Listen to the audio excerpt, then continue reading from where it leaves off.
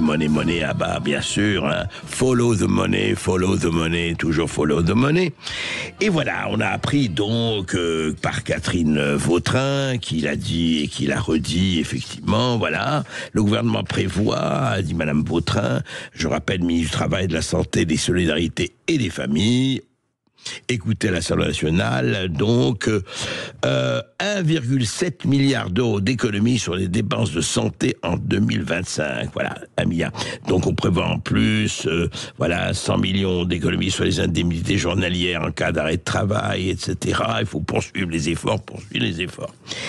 Alors c'est intéressant, voilà, comme on cherche 40 milliards désespérément, en fait, on cherche beaucoup plus, on a décidé de taillader dans la santé. Et au profit de quoi et au profit de qui? Pierre Gentillet, bonjour. Bonjour.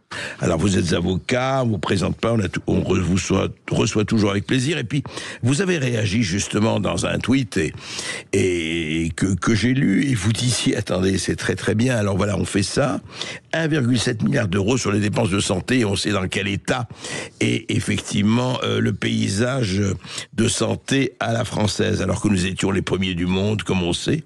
Et vous dites, mais on oublie les crédits de l'aide médicale d'État. L'aide médicale d'État qui voit ses crédits augmenter dans le projet de loi des finances, le même projet de loi pour 2026. L'enveloppe va passer de 1,13 milliard d'euros en 2024 à 1,2 milliard en 2025. Alors, qu'est-ce qui se passe en fait? Et vous mettez en place les deux en disant mais on comprend pas très très bien, ou on comprend que trop. C'est-à-dire qu'on s'interroge un petit peu sur les priorités de ce gouvernement. C'est-à-dire que le gouvernement nous dit qu'il cherche une piste d'économie de 40 à 50 milliards. Bon, très bien. Ok, admettons, on a un déficit qui ne cesse de se creuser.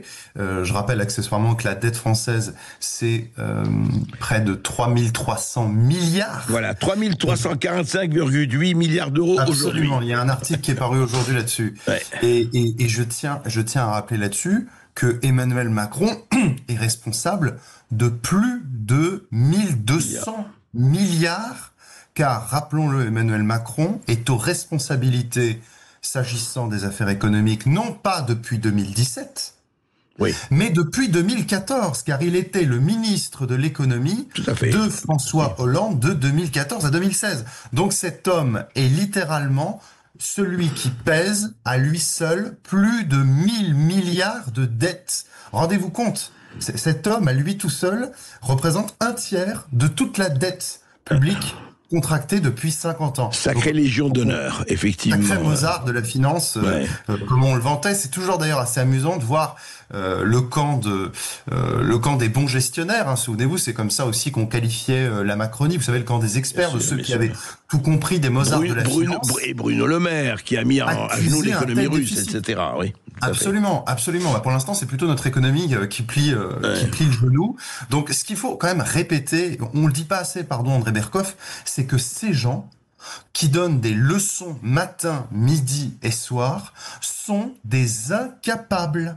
Ils sont des incapables, encore plus incapables que les autres. Je le rappelle, plus de 1000 milliards en 10 ans, c'est un inédit. Maintenant, sur cette question effectivement de l'AME, alors l'AME c'est effectivement...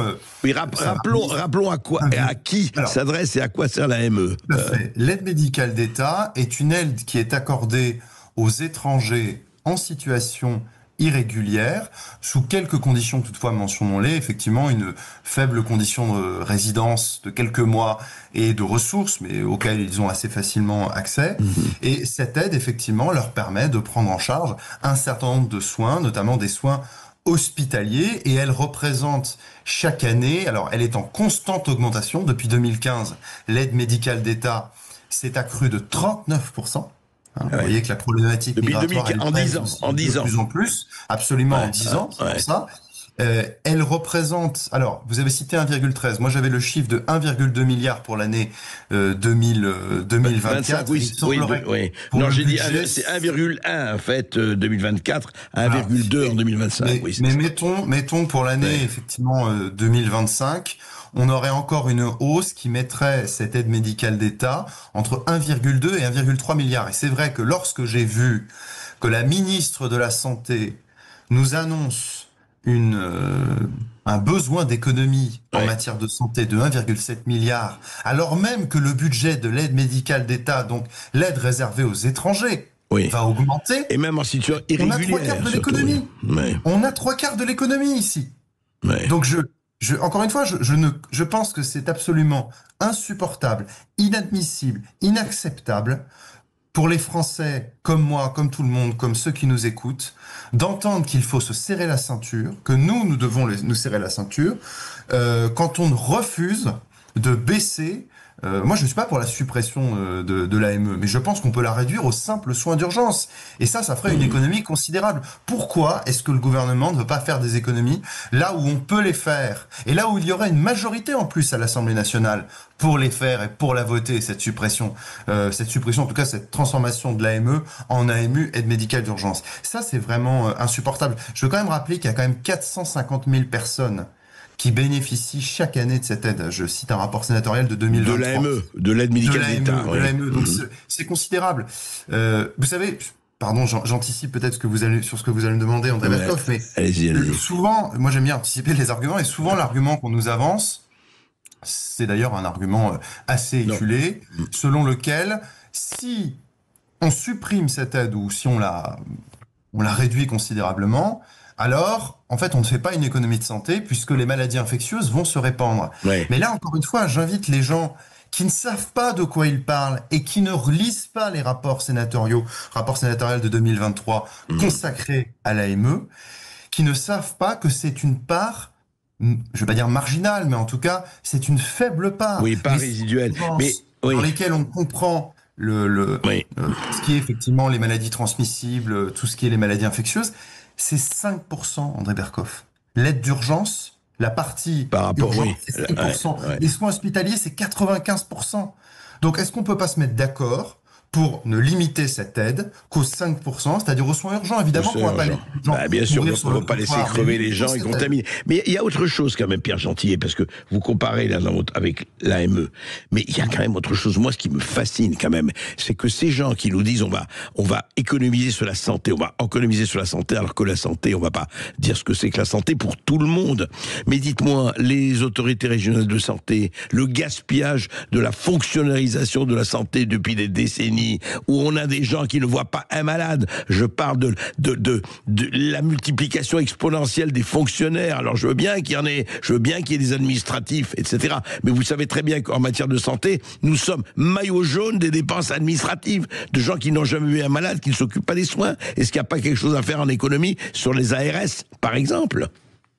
Alors, les dépenses de santé, c'est, je crois, le premier poste de dépenses de l'État. C'est, pour l'année 2024, si je dis pas de bêtises, 240 milliards pour un budget pour les dépenses, pour des dépenses de l'État qui sont aux alentours de 450 milliards. Donc, rendez-vous compte, effectivement, c'est tout à fait considérable. Et la part de l'administratif, on l'a vu au moment du Covid, on a vu l'utilité de cet administratif, de ces ARS, de ces autorités régionales de santé, sur lesquels on pourrait avoir à minima, je dis bien à minima, une réflexion, et une réflexion qui débouche sur une rationalisation, sur un regroupement, sur une économie de coûts. Quand on voit qu'un tiers de l'hospitalier n'est pas, du personnel hospitalier, n'est pas du soin, mais de l'administratif. Mais un tiers. Énorme. On est en droit, effectivement, de s'interroger s'il n'y a pas des économies substantielles à réaliser, vous voyez, en plus de cette question de l'AME. Ça, c'est, vous voyez, ce gouvernement qui est toujours un gouvernement macronien, les LR se sont vautrés dans ce gouvernement parce qu'ils attendent qu'une seule chose, c'est de revenir aux affaires. Ça, on les comprend, ça fait 10 ans. Faut pas oublier quand même que ce gouvernement, c'est celui de la crise du Covid. C'est celui qui nous a permis de comprendre dans quel état étaient nos hôpitaux.